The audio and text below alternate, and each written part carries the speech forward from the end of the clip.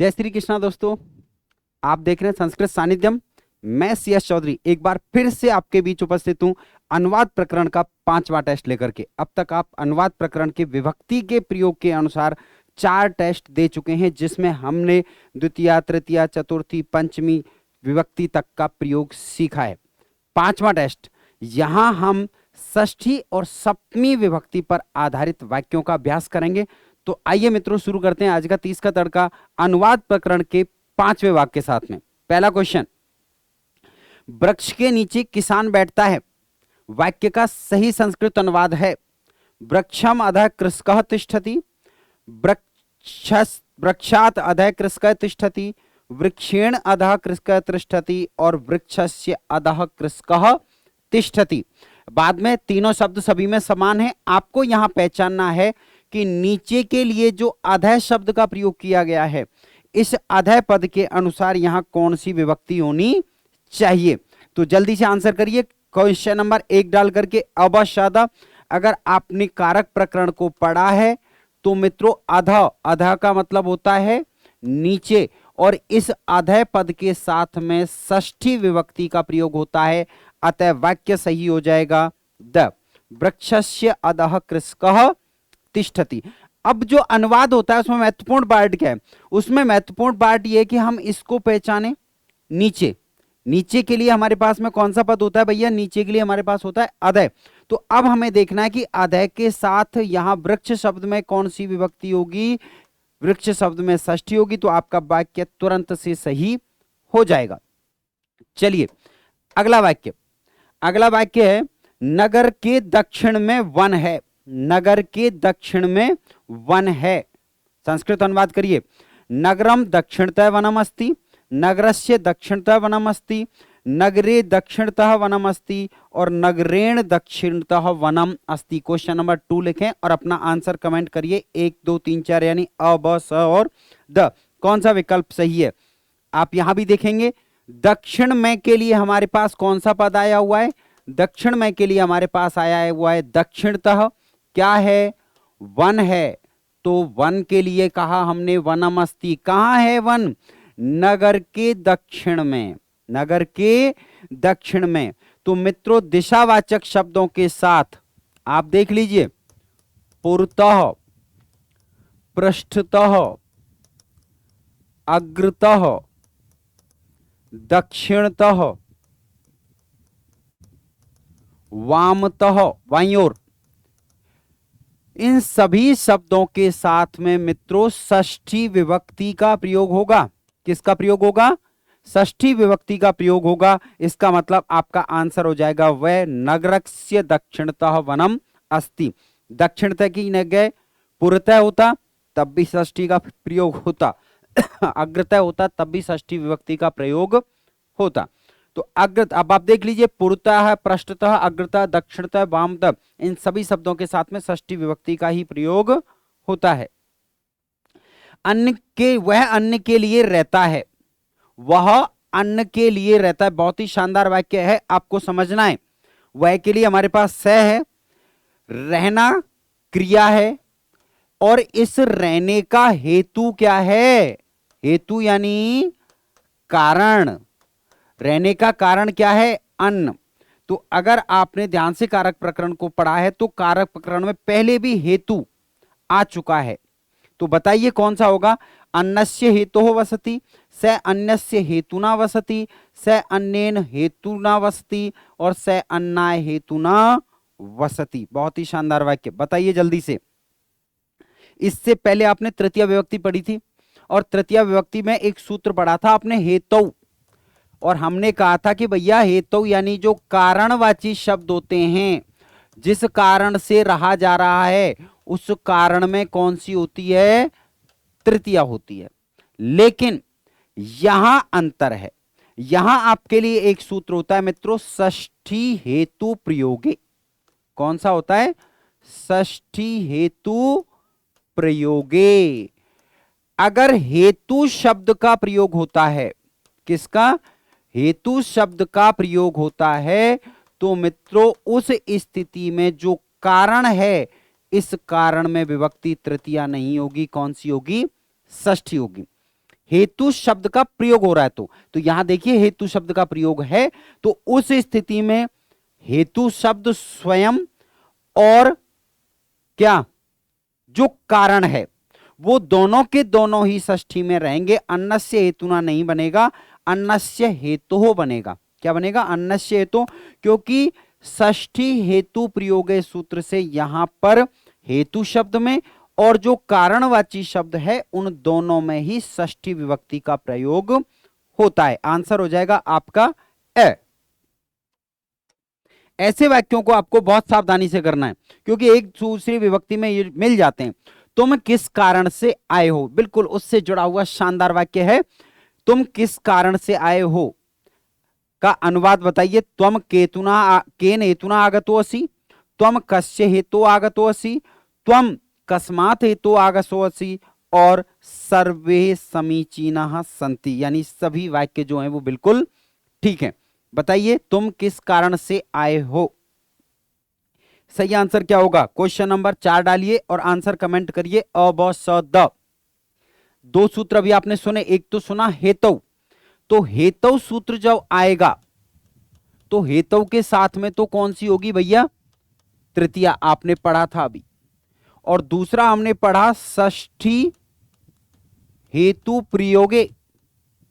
षष्ठी हेतु प्रयोगे से कौन सी होगी?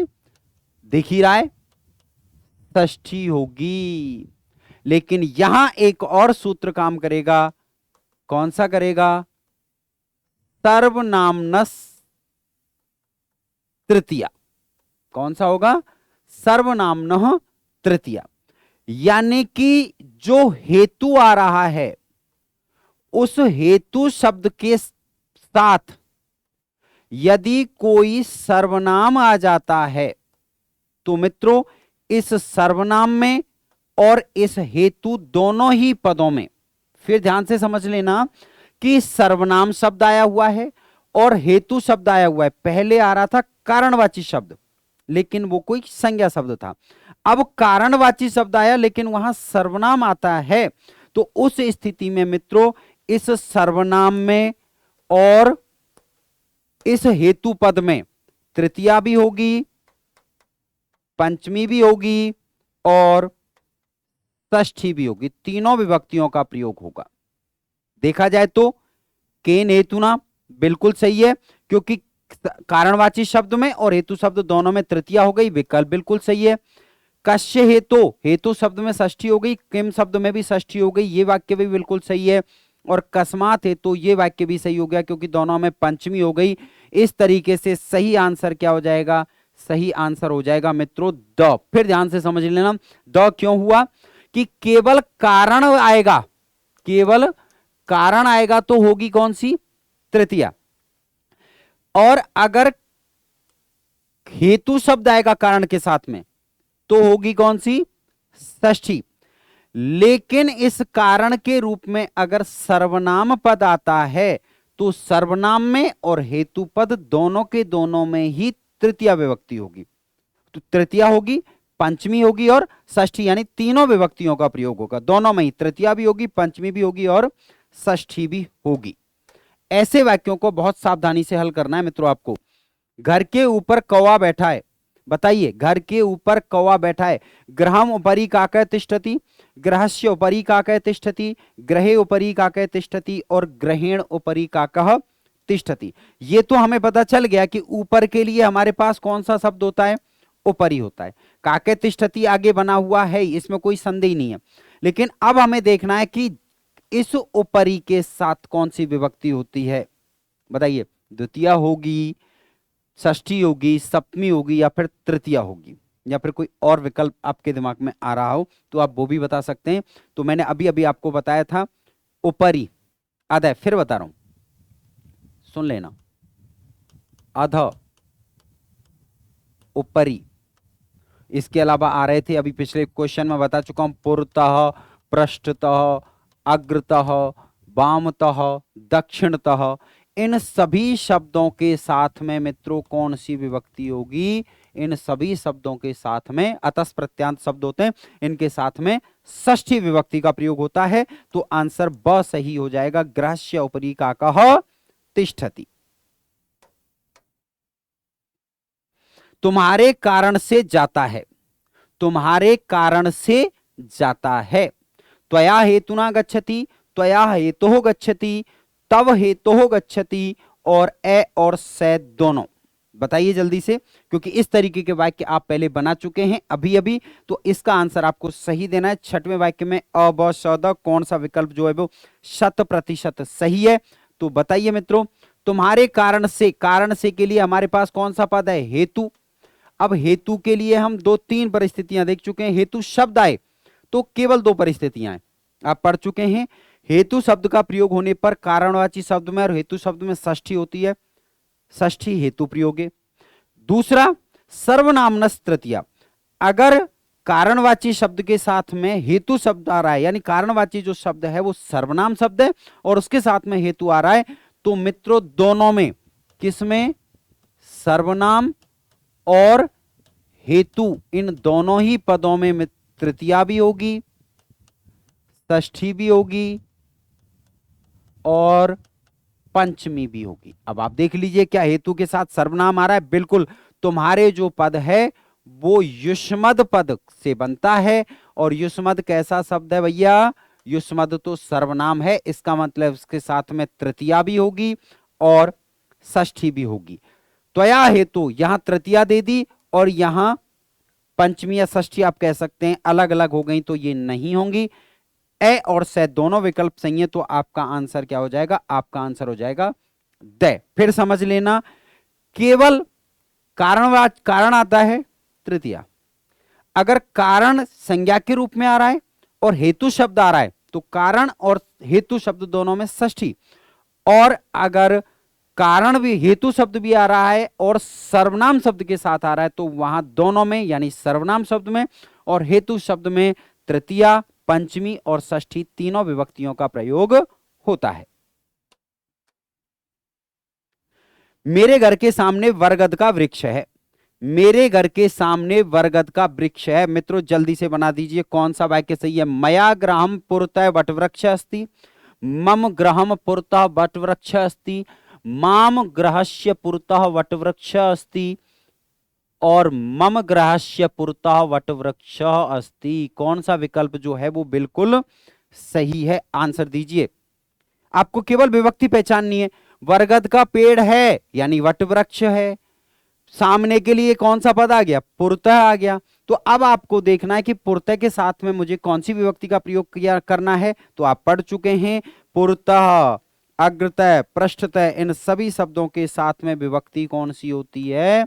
षष्ठी होती है। अतः आंसर हो जाएगा आपका द। मम गृहस्य पुरतः वटवृक्ष अस्ति। अब आप गलती क्या कर सकते हैं, क्योंकि हमने अभितय, परितय, समयानिक्सा पद पढ़े हैं, अभितय, परितय, उभयतय, और इन सभी के साथ में द्वितीया पढ़ी है, तो हम भ्रमित होकर के पुरतय के साथ में भी द्वितीया करने की गलती कर सकते हैं, जो कि बिल्कुल गलत होगी। पुरतय के साथ में विभक्ति षष्ठी होगी।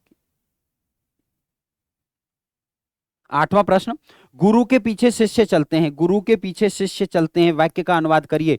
गुरो पश्चात शिष्या चलंती, गुरुणा पश्चात शिष्या चलंती, गुरुम पश्चात शिष्या चलंती, और गुरौ पश्चात शिष्या चलंती। बताइए जल्दी से, कौन सा वाक्य सही है? शिष्य चलते हैं, शिष्या चलंती, पीछे के लिए आपके पास आ रहा है क्या? पश्चात।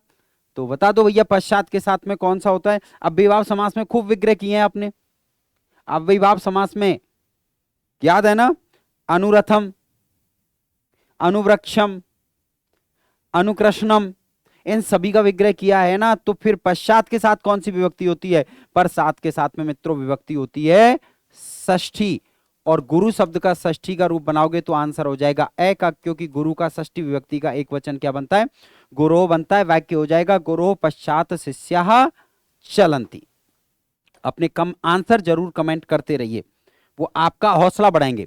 विद्यालय के पीछे सरोवर है, विद्यालय पृष्ठतः सरोवर, विद्यालयाय पृष्ठतः सरोवर, विद्यालयम पृष्ठतः सरोवर है, और विद्यालयस्य पृष्ठतः सरोवर। यानी आपके पास पीछे शब्द के लिए यहां पश्चात नहीं आया, बल्कि क्या आ गया? पृष्ठतः, यानी पिछली दिशा में, विद्यालय की पिछली दिशा में सरोवर है, तो यहां पर आपके लिए पृष्ठतः की शब्द आया है पीछे के लिए। इससे पिछले वाले के वाक्य में पश्चात आया था, तो ध्यान रखना पृष्ठतः के साथ में भी इस विद्यालय पद में कौन सी होगी, इस विद्यालय पद में षष्ठी विभक्ति होगी, और षष्ठी विभक्ति होगी तो वाक्य हो जाएगा विद्यालयस्य पृष्ठतः सरोवरः अस्ति। अभ्यास शुरुआती बिल्कुल ऐसे ही होना चाहिए। पीछे सरोवर है, किसके? विद्यालय के पीछे। बिल्कुल सरल वाक्य, विद्यालय के पीछे सरोवर है। कल मेरे घर में उत्सव होगा, कल मेरे घर में उत्सव होगा, कौन सा वाक्य सही है मित्रों? प्रयास करना है 30 में से 30 सही होने चाहिए, आनंद तभी आएगा असली। क्योंकि एक गलती अगर कारक में हो गई, एक संधि में हो गई, एक समास में हो गई, तो हम तो हर तरीके से पिछड़ते ही चले जाएंगे भैया। तो ऐसी गलती नहीं करनी है यार, अपने को तो 30 में से 30 लाने। कल मेरे घर में उत्सव होगा, तो कल के लिए तो हमारे पास में स्वयं होता है, आने वाला कल है। उत्सव होगा, मम गृहे उत्सव भविष्यति, मया गृहे उत्सव भविष्यति, मम गृहे उत्सव भविष्यति और माम गृहे उत्सव भविष्यति। आपको बता यहां चुनना है मेरे पद के लिए संस्कृत में किसका प्रयोग होता है। तो मित्रों मया मेरे द्वारा होता है, जिसका नहीं हो सकता, माम मुझको होता है, ये भी विकल्प बिल्कुल गलत है। तो अब आपको चुनना है मम ये वाला सही है या मम का म हलंत होता है ये वाला सही है। क्योंकि जब हम संस्कृत पढ़ते हैं ना तो हलंत विसर्ग की कोई खास वैल्यू करते नहीं हो आप लोग। क्यों? लग जाए तो ठीक और नहीं लगा तो ठीक। अब देखो ठीक है कि नहीं। अगर बिना हलंत वाला होता है और आपने ये चुना तो गलत, और हलंत वाला होता है और ये चुना तो भी गलत। तो मित्रों आपको बता देता हूं, अस्मद शब्द होता है। कौन सा शब्द होता है? अस्मद शब्द होता है। इस अस्मद शब्द का षष्ठी विभक्ति का एक वचन रूप जो बनता है वो मम बनता है, यानी पहला वाक्य जो है बिल्कुल सही हो जाएगा, क्योंकि मम बनता है, हलंत नहीं होता। स्वयं मम गृहे उत्सवः भविष्यति, 10वें का आंसर हो जाएगा अ। पशु नदी में तैर रहे हैं, पशु नदी में तैर रहे हैं, बताइए पशवः नदीम तरंती, पशवः नद्याम तरंती, पशवः नद्यौ तरंती और पशवः नद्याः तरंती। तैर रहे के लिए हमारे पास क्रिया कौन सी आ गई? तरंती आ गई। अब तैरने वाले कौन है? पशु बहुत सारे हैं, इसलिए प्रथमा का बहुवचन आ गया सभी में। लेकिन अब आपको बताना है कि नदी में इसके लिए किसका प्रयोग करोगे। तो मित्रों नदी क्या है? नदी तो आधार है। कहां तैर रहे हैं? नदी में। नदी आधार है, और आधार है तो फिर क्या होगा? अधिकरण होगा। और जानते हैं आप अधिकरण में कौन सी होती है? सप्तमी होती है। तो बताओ नदी शब्द का सप्तमी विभक्ति का एक वचन क्या बनता है? नद्याम रूप बनता है, पशवः नद्याम तरंती। आंसर क्या हो जाएगा भैया? पशवः नद्याम तरंती। उपवन में मोर नाच रहे हैं। कौन नाच रहे हैं? मोर नाच रहे हैं, नृत्यंती। अब कहां नाच रहे हैं यही तो आंसर देना है। कहां नाच रहे हैं? उपवन में, अर्थात यहां उपवने होगा, उपवनम होगा, उपवनेन होगा या उपवनाए होगा। क्वेश्चन नंबर 12 डाल के आंसर दे दीजिए जल्दी से। और बहुत ज्यादा कमेंट करते हुए क्या होगा? अरे नाचने की क्रिया कहां हो रही है? उपवन में। तो उपवन क्या हो गया? आधार। और आधार है तो कौन सी हो जाएगी भैया? सप्तमी हो जाएगी। वाक्य असही है। उपवने मयूरा नृत्यंती। बगीचे में। उपवन शब्द का सप्तमी विभक्ति का एक वचन रूप क्या बनता है? कहां बनाइए? सप्तमी का एक वचन रूप बनता है उपवने। क्वेश्चन नंबर 12 का आंसर क्या हो जाएगा?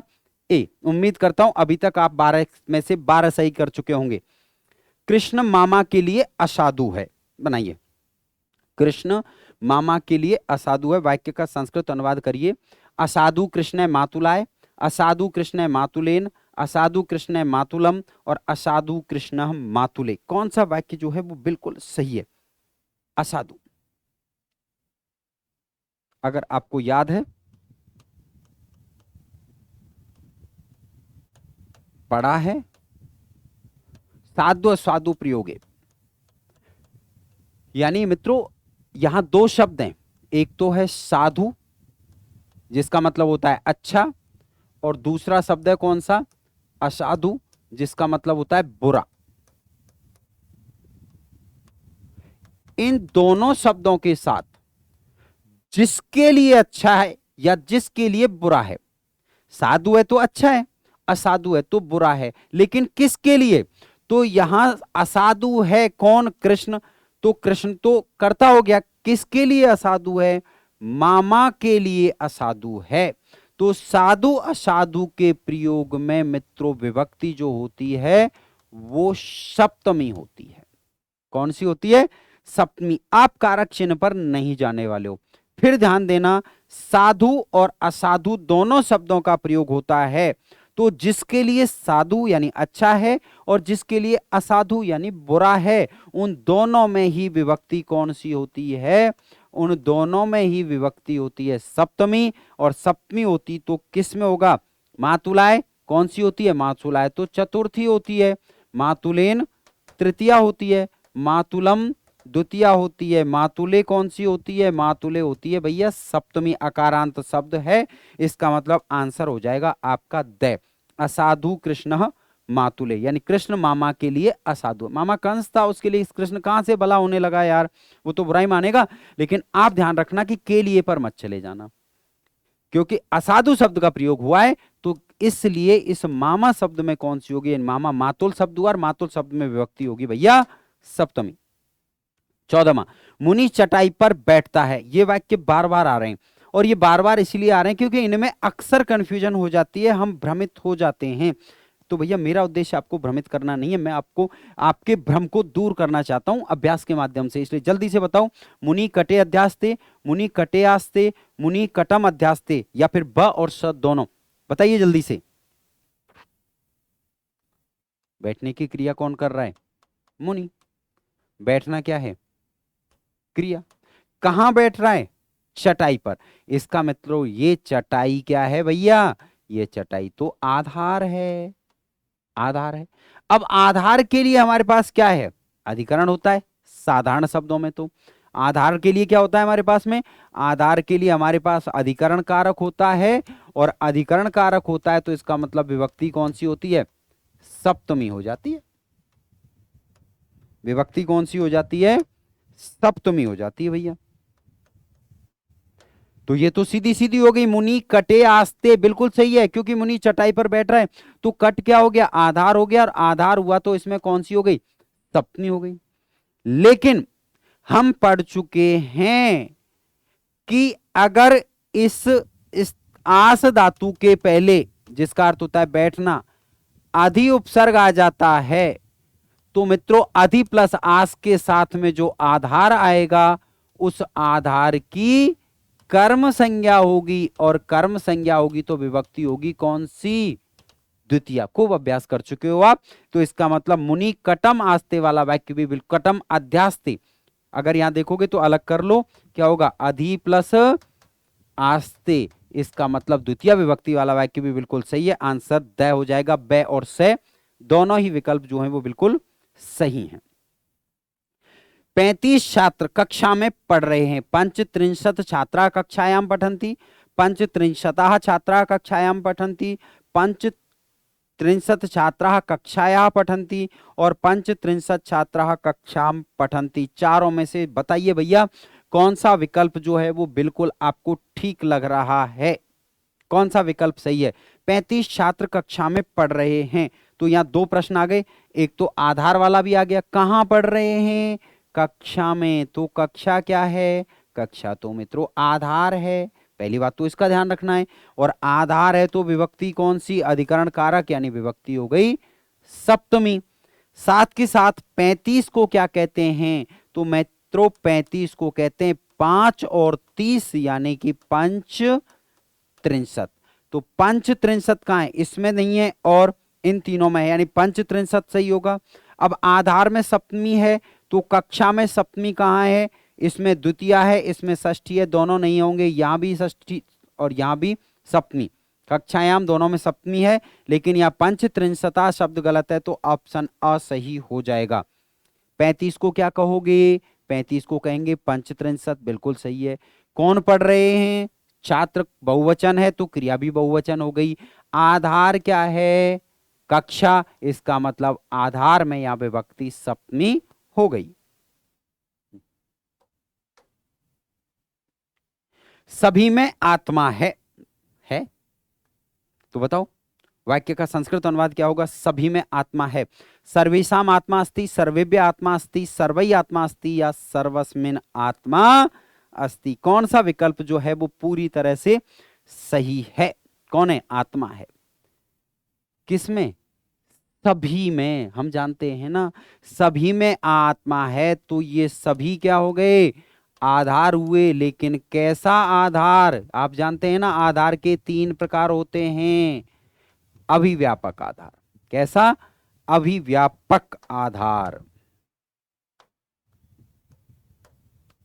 हम जानते हैं आधार के 3 भेद होते हैं। कौन कौन से? औपश्लेषिक, अभिव्यापक, और तीसरा होता है वैषयिक। 3 होते हैं ना।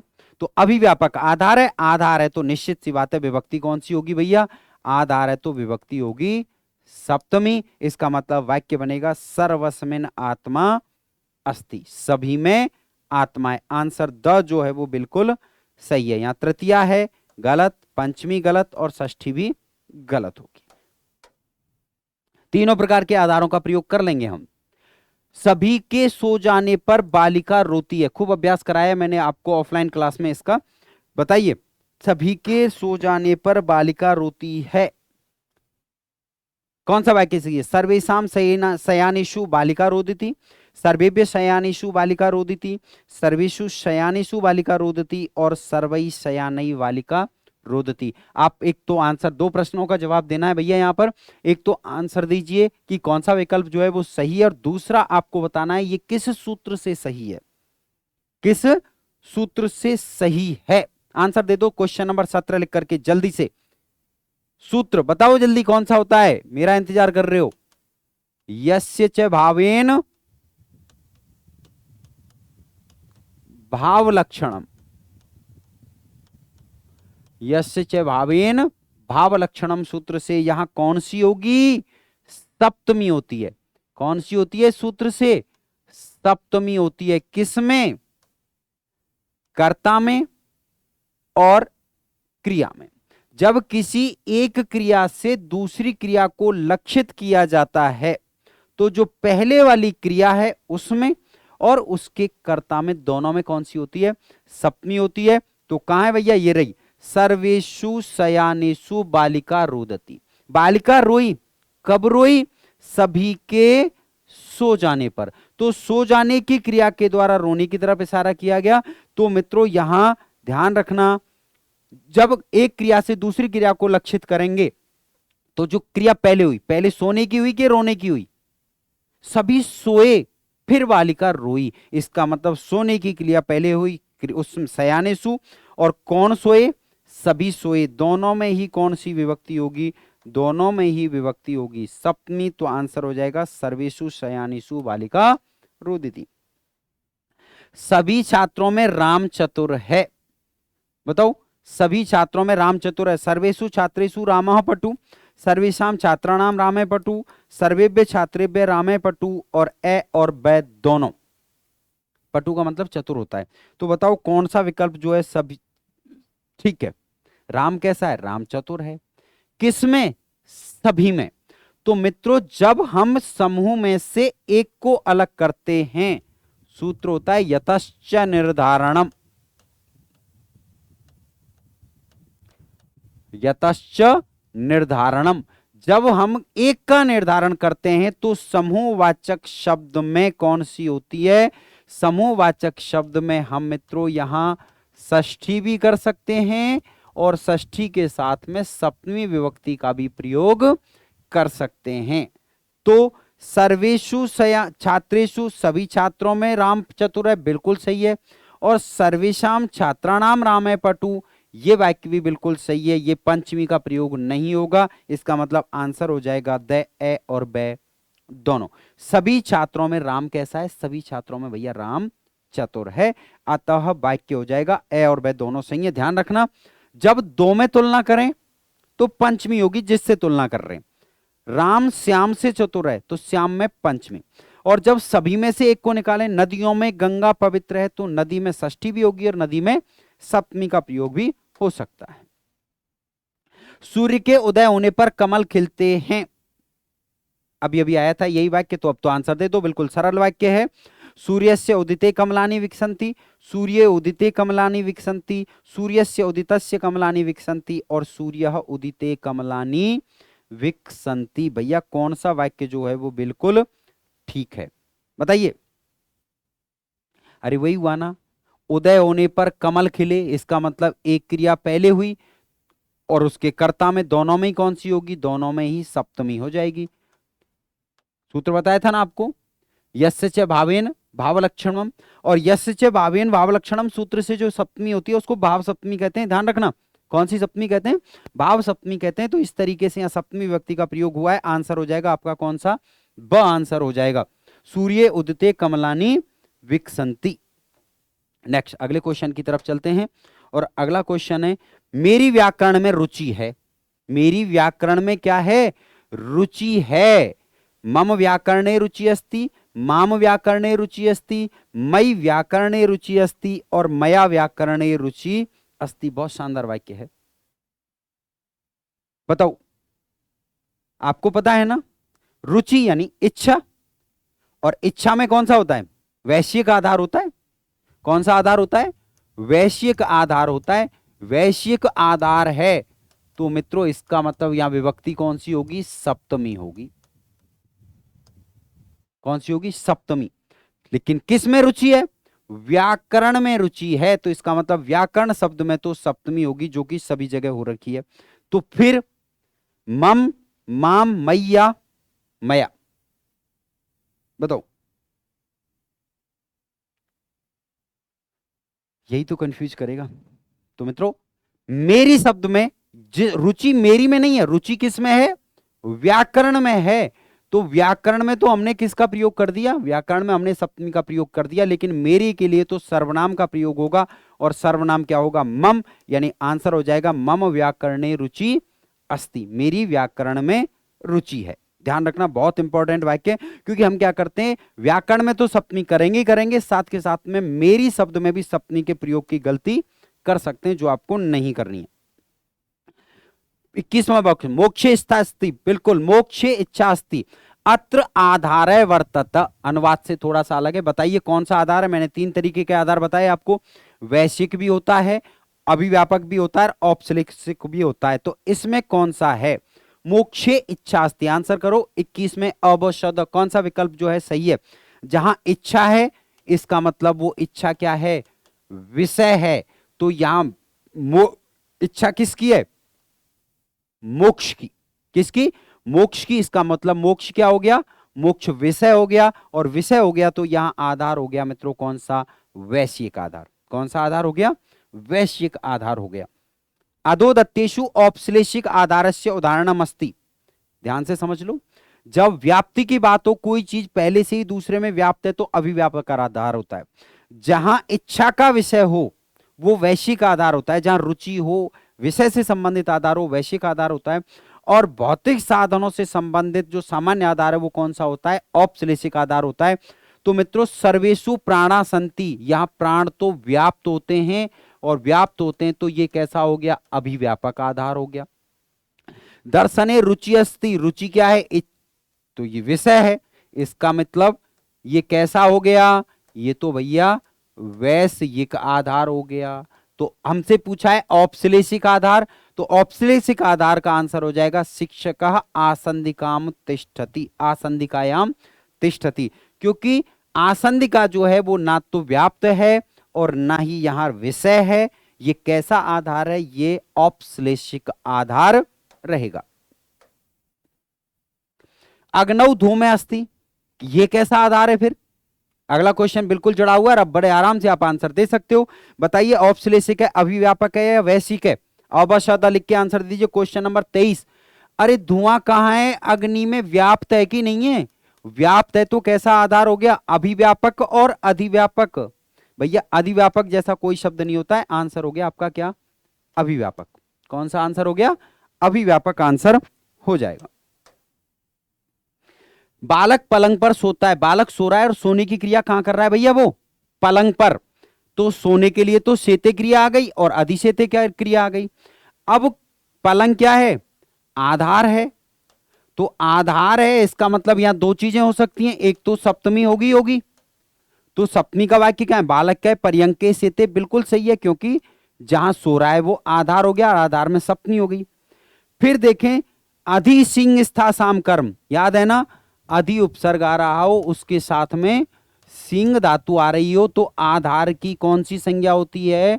तो मित्रों आधार की कर्म संज्ञा होती है। तो कर्म यानी द्वितीय, लेकिन यहां तो सप्तमी लगा रखी है, इसका मतलब ये वाक्य भी गलत है। सेते के साथ में द्वितीय नहीं आ सकती, आंसर हो जाएगा ए। हम क्या करते हैं, जल्दबाजी में अधिसेते देखेंगे और इसको देख करके इसको भी सही कर देंगे, ये नहीं देखेंगे कि द्वितीय कर रहे हैं कि नहीं कर रहे हैं। तो मित्रों एक ही वाक्य सही है, सेते के साथ में द्वितीय नहीं आ सकती, अधिसेते के साथ में सप्तमी नहीं आ सकती, इसका मतलब आंसर हो गया ए। 25वां वाक्य, गायों में काली गाय ज्यादा दूध देने वाली होती है। वही समूह में से छाट रहे हो, यतश्च निर्धारणम, गायों में काली गाय ज्यादा दूध देने वाली होती है, तो कौन सा वाक्य सही होगा? अरे भैया बताओ, कृष्णा बहुक्षीरा, गवाम कृष्णा बहुक्षीरा, गोसु कृष्णा बहुक्षीरा या गवानाम कृष्णा बहुक्षीरा? हम जानते हैं कि जब हम यतश्च निर्धारणम की बात करते हैं तो इससे हम षष्ठी विभक्ति भी करते हैं और सप्तमी भी करते हैं समूहवाचक शब्द में। तो मित्रों षष्ठी का प्रयोग गवाम में हुआ है, ये सही है, और गोसु में हुआ है, ये भी सही है। इसका मतलब आंसर हो जाएगा अ और ब दोनों। गो शब्द होता है, मूल शब्द क्या होता है? गो, और इसका मित्रों षष्ठी विभक्ति का बहुवचन जो बनता है वो गवाम बनता है। क्या बनता है? गवाम बनता है। गवानाम जैसा कोई पद संस्कृत में नहीं होता है। आंसर हो जाएगा आपका ए और बे दोनों। राजा सज्जनों के लिए साधु है, आया था वाक्य, कृष्ण मामा के लिए असाधु है। और साधु और असाधु के प्रयोग में कौन सी होती है? बता दो कौन सी होती है? सप्तमी होती है। साधु असाधु के प्रयोग में सप्तमी होती है। तो राजा किसके लिए साधु है? सज्जनों के लिए। तो बेटा सज्जन में कौन सी हो जाएगी? सप्तमी हो जाएगी, और सप्तमी होगी तो कहां? सज्जनेशु। आंसर हो जाएगा भैया द साधु नृपः सज्जनेशु। पंचमी नहीं हो सकती, षष्ठी नहीं हो सकती, तृतीया नहीं हो सकती। किसके लिए साधु है? सज्जनों के लिए साधु है। तो यहां साधु असाधु प्रयोग होने से, यानी साधु शब्द का प्रयोग होने से कौन सी हो जाएगी? सप्तमी विभक्ति होगी। कवियों में कालिदास श्रेष्ठ है, वही समूह में से एक को निकालना। खूब आपने पढ़ा है, समूह में से निकाला जाए तो कवि नाम भी होगा और कविशु भी होगा, कविव्य नहीं होगा। तो कवि नाम कालिदास है, श्रेष्ठ है, बिल्कुल सही है, क्योंकि समूहवाचक शब्द में कौन सी हो रखी है? षष्ठी हो रखी है। और कविशु कालिदास है, श्रेष्ठ है, भी सही है, क्योंकि यहां समूहवाचक शब्द में कौन सी हो रखी है? सप्तमी, यानी आंसर हो जाएगा आपका द। तुम मेरे मित्र हो, बहुत ही शानदार वाक्य जिसमें खूब सारी गलतियां होती हैं, संभावना भी रहती है। बताओ, त्वम मम मित्रमसि, त्वम मम मित्रमस्ति, त्वम मई मित्रो अस्ति और त्वम मम मित्रो असि, कौन सा विकल्प जो है वो सही है? अब तो आपको आंसर देना पड़ेगा, मुझे बताना पड़ेगा कि कौन सा विकल्प आपने चुना है अ ब श द के रूप में, अ ब स और द। 28वां, तो मित्रों तुम यानी कि तुम किसके? मेरे यानी कि मम। अब मित्र, पहली बात तो मई नहीं हो सकता, मित्र शब्द नपुंसकलिंग होता है भैया, क्या बनेगा? मित्रम बनेगा। तो पहली बात तो इसको ध्यान रखना कि मित्र शब्द कैसा होता है? नपुंसकलिंग होता है, तो मित्रों नहीं हो सकता। ठीक है, अब यहां पर क्या आएगा? क्रिया, मित्र के अनुसार या त्वम के अनुसार। ये अक्सर आप लोगों को परेशान करता है, मैं आपको फिर दोहरा रहा हूं, ध्यान रखना। पहले भी कई बार कह चुका हूं कि तुम मेरे मित्र हो, यहां क्रिया जो होगी वो किसके अनुसार? त्वम के अनुसार होगी, और त्वम के अनुसार जो क्रिया बनेगी वो क्या बनेगी? असि बनेगी, यानी कि मध्यम पुरुष का एक वचन बनेगी। मध्यम पुरुष का एक वचन बनेगी, अस्ति का प्रयोग यहां पर नहीं हो सकता। आंसर हो जाएगा आपका ए। तो अब जल्दी से कमेंट करके मुझे बताओ कि 28 में से 28 किसके सही हैं, जिससे अंतिम दो क्वेश्चंस पर पहुंचा जा सके। कमेंट करो और बताओ जल्दी से 28 में से 28 किसके सही है। 30 में से 30 लाने चूकना नहीं है, क्योंकि हर बार हम हर पेपर में एक दो छोड़ देते हैं, चूक जाते हैं, फिर बात वहीं रह जाती है। चलिए आगे बढ़ते हैं 29वें प्रश्न की तरफ। उत्तर दिशा में ऊंचे पर्वत हैं, उत्तर दिशा में ऊंचे पर्वत हैं। उन्नता पर्वता संति, ये सभी में है, यानी ऊंचे पर्वत हैं। बिल्कुल कहां हैं?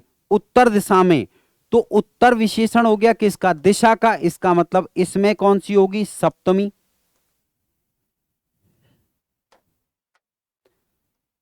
मैं इन दोनों ही पदों में, आप ये समझिए, दोनों ही पदों में किसका प्रयोग होगा? सप्तमी का प्रयोग होगा। तो उत्तरश्याम सब में दिया हुआ है, उन्नता पर्वता सब में दिया हुआ है। अब आपको देखना है दिशा शब्द का क्या रूप लगाएंगे। दिशायाम, दिशा, दिशाम या फिर दिशी। जिसको शब्द रूप याद है वो निश्चित रूप से पहचान पाएगा। आपको ध्यान रखना है मूल शब्द जो यहां होता है वो मूल शब्द होता है मित्रों दिक्। एक बहुत ही प्रचलित प्रसिद्ध श्लोक है कुमार संभव का, मंगलाचरण, अस्त्युत्तरश्याम दिशि देवतात्मा।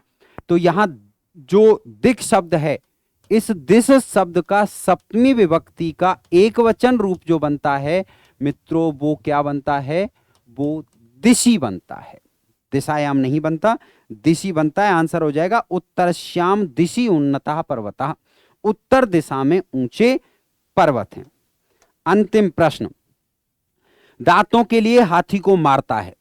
किसको मार रहा है? हाथी को। दंतयो कुंजरम हंति, दंतेभ्य कुंजरम हंति, दंतानाम कुंजरम हंति और दंतई कुंजरम हंति। बताइए कौन सा विकल्प बिल्कुल सही है?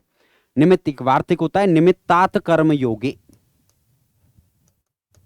निमित्तात कर्म योगे। जिस निमित्त के लिए कोई कार्य किया जाता है उस निमित्त में मित्रों इस वार्तिक से कौन सी विभक्ति होती है? सप्तमी।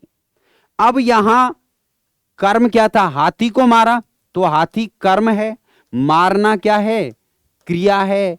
किस निमित्त से मारा? दांतों के लिए मारा, तो दांत वो निमित्त है और इस निमित्त में कौन सी होगी? सप्तमी होगी। और सप्तमी होगी तो आंसर हो जाएगा ए। कौन सा हो जाएगा?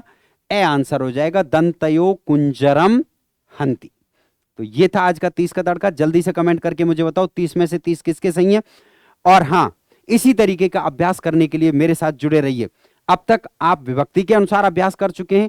अब दो 30-30 के टेस्ट यानी 30 का तड़का का 2 बार प्रयोग होगा मिक्स वाक्यों के लिए, जहां सर्वनाम, विशेषण, विभक्ति सभी का प्रयोग करते हुए अनुवाद कराया जाएगा। टेस्ट देना मत भूल जाना, ठीक है? और हां, 30 में से 30 ही लाने। तो मित्रों इसी तरीके के अभ्यास के लिए मेरे साथ जुड़े रहिए। मैं CS चौधरी अगली क्लास में आपसे पुनः मिलूंगा अनुवाद के मिक्स अभ्यास के साथ में। तब तक अभ्यास करते रहें। धन्यवाद।